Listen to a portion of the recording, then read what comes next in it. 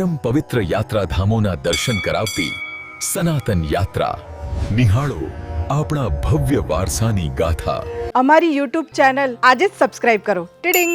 નમસ્કાર દોસ્તો, હું છું આપણો જીતુ પંડ્યા અને દોસ્તો આજે હું તમને આ ચેનલના માધ્યમ દ્વારા એક ધાર્મિક યાત્રા કરાવવાનો છું અને ધાર્મિક યાત્રા છે 51 શક્તિપીઠની.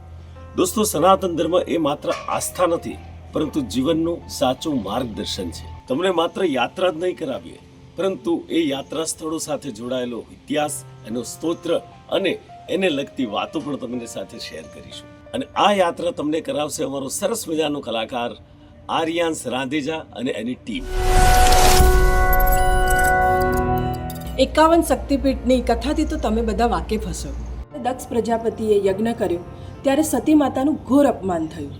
ત્યારે એમણે હવનકુંડમાં દેહનો ત્યાગ કર્યો અને આ જાણીને શિવજી બહુ જ ક્રોધિત થયા અને સતી માતાનો દેહ લઈને પૃથ્વીનું ભ્રમણ કરવા માંડ્યા.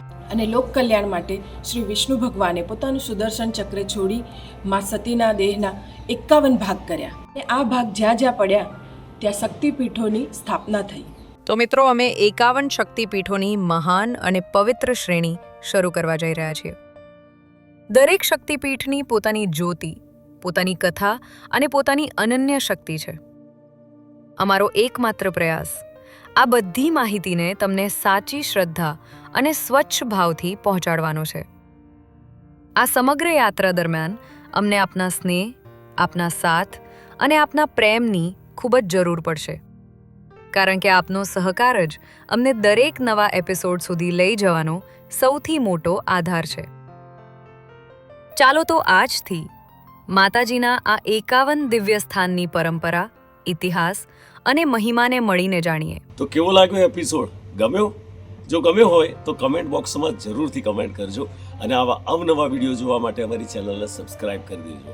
તો મળીએ છીએ એક નવા એપિસોડ સાથે. ધન્યવાદ.